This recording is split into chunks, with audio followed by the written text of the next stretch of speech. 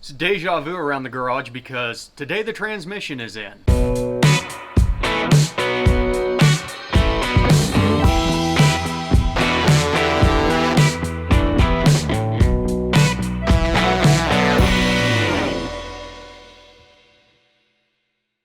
Hey everybody, welcome back to the garage, and that is correct. We have the Jegs Powerglide showed up today on top of basically about everything else that we need to do the Muncie 4-speed to Powerglide swap.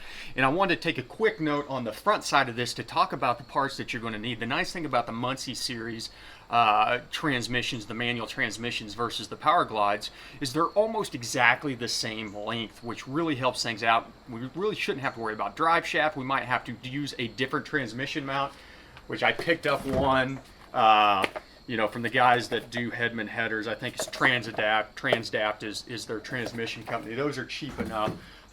Something else that we're going to need is of course a flex plate, because we'll be going from a flywheel to a flex plate. The nice thing about it is this is the Jegs SFI flex plate. I think it was less than $100 for an SFI rated flex plate for a small block Chevy or even a big block Chevy. But be aware whether or not you have an internally or externally balanced motor. If you have an externally balanced motor, this will not work. So this will work for a small block, and it'll probably work on the big blocks that we're looking at right now, because most of those are going to be internally balanced also. But for $100, who cares? We've got one. It comes with an SFI card on it, so we're happy there. Then on top of it, we've got our torque converter over here. Still in the box. I haven't opened it up yet, but this is a big end performance torque converter and pretty low stall for this setup right now. I think this is probably around a 2200 RPM stall. And my thoughts on torque converters whenever I'm doing something like this is I don't want to go out and spend $1,000 on a torque converter right away and take a guess at a stall range, specifically since we are going to be doing an engine swap on this, and our dynamics of where the torque curve is and things like that are going to change.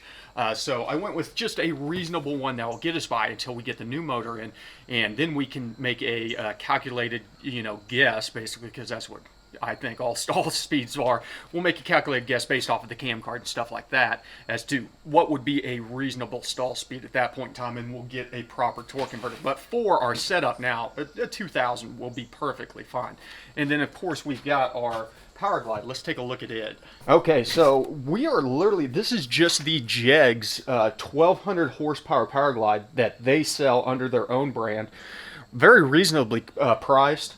I shopped a lot of them. We're not looking to necessarily be making that much horsepower, but the difference between just a direct drop-in Powerglide and one that is built for 1200 was only a couple $100 more. This one comes with a trans brake. It is a forward valve body manual, so we will have to manually ship this thing. But as I said, nice, straightforward, clean, simple, everything that we need at a reasonable price. One of the other things that we're going to need is, of course, a shifter. We're taking an Indy Hurst out.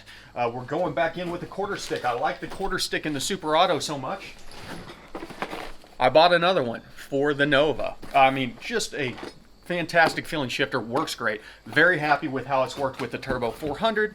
The nice thing on the Powerglide, this setup doesn't care if it's forward, reverse, valve body.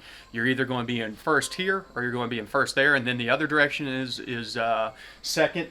The nice thing about it with a forward though is with first being all the way in the back, you can run the electronic solenoid for the 1-2 kick on this.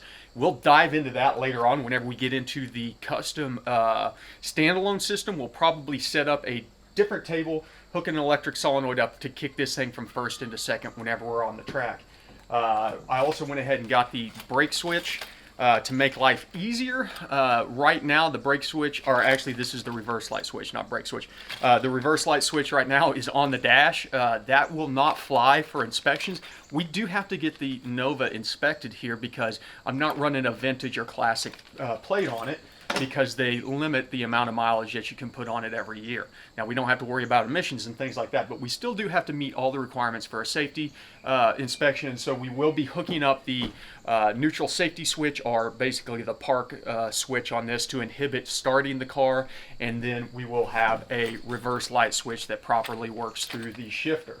Last but not least, of course, not last but not least, but we got a new trans dipstick. Pedal assembly is going to be the big thing. Whenever you're doing this on a classic car, you're going to have to get a wide pedal automatic brake setup on this. Be aware, at least on the Nova, that the pivot pin is attached to the clutch on this setup, so the pivot pin does not transfer over. You will have to buy a new pivot pin, and unfortunately the brake pedal I bought did not come with a pivot pin, so I had to order it separately. And then there's also these white bushings that go in there. You need to make sure and have enough bushings. Check the ones that you're taking out. They can be reused as long as they're not too worn down. These are a little bit dirty, but otherwise in good shape. So that's all the parts that we have new to go onto the car. What we're basically going to be taking out is, I've already removed the clutch pedal assembly. As you can see, we need to get the linkage out of the way, drop the drive shaft, then we can go ahead and disconnect the transmission, drop it out. I'm hoping it doesn't take too long to get that process done. Honestly, I think where we're going to get held up on being able to complete this possibly even today is the fact that I don't have the pivot pin in yet. It should be in tomorrow or the next day. And then once that is done, we can slap the wheels back on this thing and go take it for a test spin with the Powerglide underneath it. The nice thing about this car, it was originally a Powerglide car. It was a 307 Powerglide. It has the 308 rear gears that came with the Powerglide in it already. I did order a couple auxiliary things to do on this thing, as far as whenever I changed the speedometer over, the connector on the back of the speedometer is the screw in instead of the clip in, so I had to get a different speedo cable. I went ahead and ordered the gears for the size tires that we're running on there, so we can get that thing reading fairly accurate. So we're going to have to replace both the drive gear and the driven gear on the transmission side of things. I also went ahead and picked up a oil temperature sensor for the transmission. We're not going to be running a gauge on this per se. We might later on, I'm not sure, but I want to go ahead before installing the transmission, drop the pan, get that kicked on there, get it mounted up. And there's some specific things that you have to do on the transmission with the Hurst shifter to mount that thing up. So I need to make sure that any modifications that we need to do, we want to go ahead and do that while the transmission is out of the car.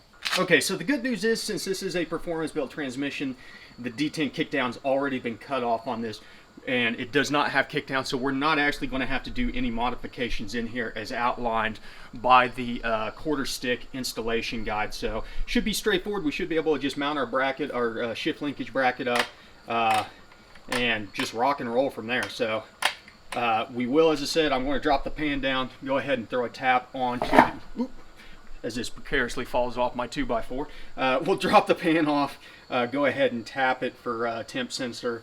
It's just going to be a 1A MPT sensor, and then I've got to figure out what I'm also going to do for coolant, our trans cooler on this setup. I do have the an aftermarket radiator already installed that has a trans core in it, so it may just be easiest to go ahead and run temp lines up to the stock location and run it through the radiator.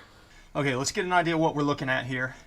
Looks like we should have enough clearance on the header over there. Once we get the transmission unbolted and kind of backing down, we might be able to snake it through the headers. If not, we can take out the driver's side a little bit easier to break loose and get it up out of the way. Passenger side rear bolt on the head is almost impossible to get off, so we will not try and mess with that because generally you might have to actually pull the dang engine out to get that out. As I said, the big things that we'll be checking out once we get this out is whether or not our cross brace is going to work. We might be able to get our transmission cross brace out if we can get the back of the transmission up high enough to twist this and drop it out of the way. Hopefully we can leave as much of the exhaust in place, because a lot of this is welded together, which kind of sucks. There is brakes here and then right back after the X-pipe. But getting that section out would still require us to drop the mufflers. I mean, it's not a big ordeal if we end up having to do that. So we can do what we need to do. And to be honest, I'm not sure that we'll be able to get the drive shaft out without dropping the exhaust because of where the X-pipe is. This thing runs right down the middle of the drive shaft. Let's turn around and take a look. You can see our wee little drive shaft runs right down the middle of our exhaust, but if we have enough play, we might be able to drop it out and slide it out without getting into the exhaust. We'll just have to check the angles. Not a big ordeal, as I said. Try to make this as quick and easy as possible. Of course, we'll have to go ahead and pull the starter out and get it out of the way. The battery's already unhooked as far as that goes. And then the big thing is going to be getting our clutch linkage up there out of the way. Tilt back, maybe give you a little better angle on that. So there's our clutch linkage up in here. We'll have to remove the rod that goes over to whatever it mounts to on the left there. And then hopefully we can just remove that whole assembly out in kind of one piece. Okay, we've got the Muncie out. Still got to pull the bell housing and the clutch, but I've got the clutch, the rest of the clutch assembly out, the crossbar that goes for the clutch to tie into the throwout bearing. I was able to get the cross member out with a little bit of coaxing without having to drop the transmission. Same with the drive shaft, luckily. Drive shaft actually slipped out really easy. So the hard part as far as getting the transmissions out, just got to grab a couple more bolts out of the bell housing, drop that all out. That is assembly, and then we're going to be ready to go in with the Powerglide. Okay, while I had the pan off, I wanted to show you real quick the modifications that you would have to do if you were doing this to a non-race prepped Powerglide. You're basically going to have to pull this plate over here off, remove your detent, and then you're swapping out your pivot arm, but we've already got an aftermarket one on there because of the pan, so we don't need to do this process. And there's a couple other steps for the pressure kickdown, which we don't have on this either. So keep that in mind if you are using a stock Powerglide, that you're going to have to go through those steps in order to get the Hurst quarter stick to work with this setup. But for now, I'm going to go ahead and drill and tap this pan and get our temp sensor in there. That way I can button the pan back up and get it ready for installation. Okay, we've got our transmission temp sensor threaded in here. You know, this is something that you really want to do whenever you have the opportunity when it's off the car. It makes life a lot easier. Even if you don't have the temp sensor, it's a good idea to go ahead and drill and tap it. It's going to be probably a 1H MPT. That's about what all of them are. So go ahead, do the extra work now. Save yourself the headache later. Make life easier. Okay, the whole assembly is out. The bell housing, flex plate, pressure plate, clutch. The clutch has got a little glazing on it. So does the pressure or the flex plate, and it's got some hot spotting on it too. So I don't know that it would necessarily be usable. Might even be some hairline cracks on it.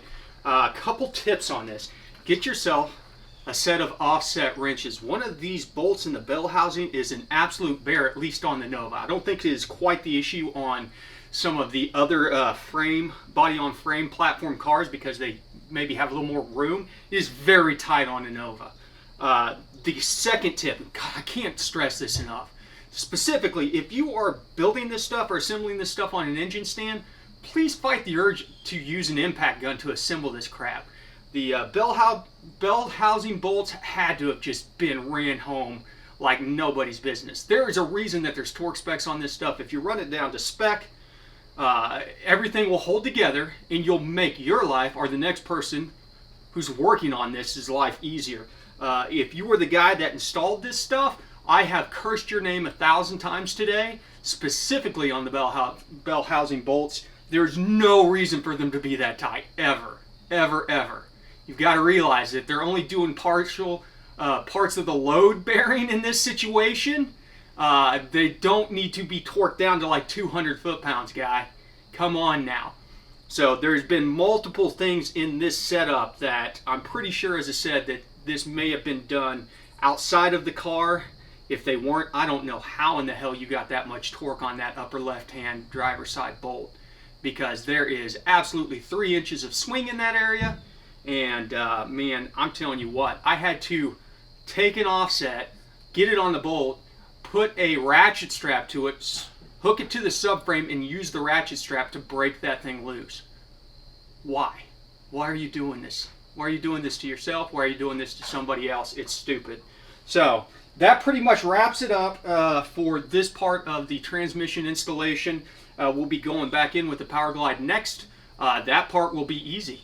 I mean, it's a lot easier. You don't have the fins on the bell housing to deal with, so you got a lot more room to get in there, get on the bell housing bolts, things like that.